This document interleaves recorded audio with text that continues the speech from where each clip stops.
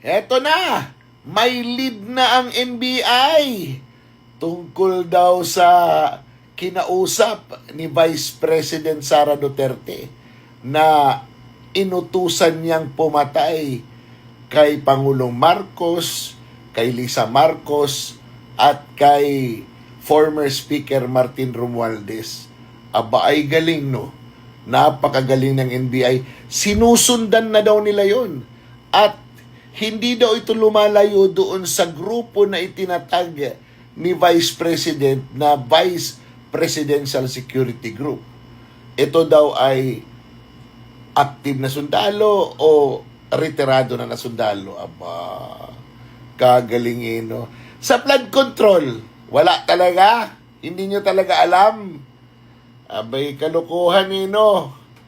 Yung 18 Marines, imbis na tulungan ninyo mag-file ng kaso, anong ginawa nyo? Sinisira nyo yung kredibilidad. Kagaling ng NBI, no? Alam nila kung sinong kinausap, pero hindi nila alam kung sino mga nakatanggap ng maleta. Saan napunta ang 1 trilyon?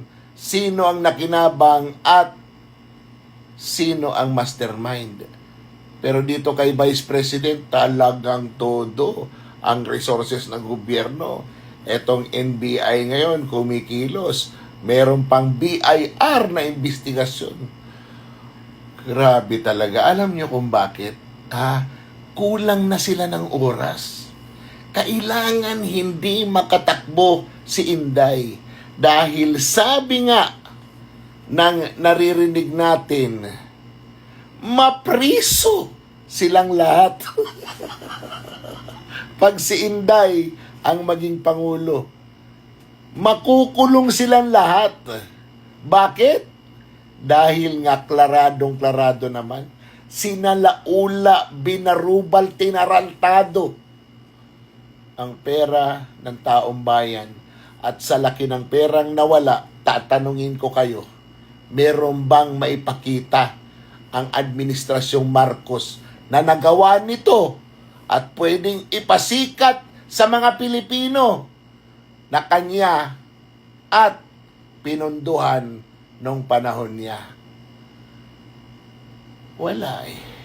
Sayang ang bayot! Doon na lang sila sa paninira. Eto na! May lead na ang NBI tungkol daw sa kinausap ni Vice President Sara Duterte na inutusan niyang pumatay kay Pangulong Marcos, kay Lisa Marcos, at kay former Speaker Martin Romualdez. Aba ay galing, no? Napakagaling ng NBI. Sinusundan na daw nila yon. At hindi daw ito lumalayo doon sa grupo na itinatag ni Vice President na Vice Presidential Security Group. Ito daw ay active na sundalo o retirado na sundalo. Aba, kagalingin, no? Sa flood control, wala talaga. Hindi nyo talaga alam. Abay, kalukuhan, no? Yung 18 Marines, imbis na tulungan ninyo mag-file ng kaso, anong ginawa nyo? Sinisira nyo yung kredibilidad. Kagaling ng NBI, no?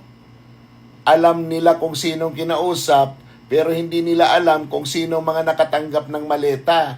Saan napunta ang 1 trilyon? Sino ang nakinabang at sino ang mastermind?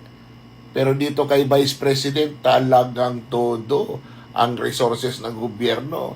Etong NBI ngayon, kumikilos. Meron pang BIR na investigasyon. Grabe talaga. Alam niyo kung bakit? Kulang na sila ng oras. Kailangan hindi makatakbo si Inday.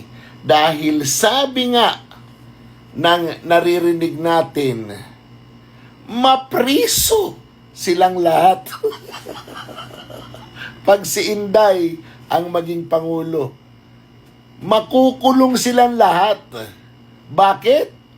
Dahil nga klaradong-klarado naman, sinalaula, binarubal, tinarantado ang pera ng taong bayan.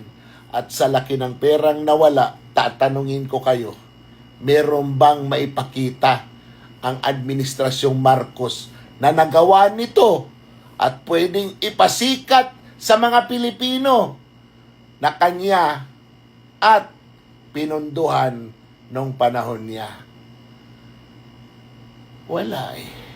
Sayang ang bayot! Doon na lang sila sa paninira.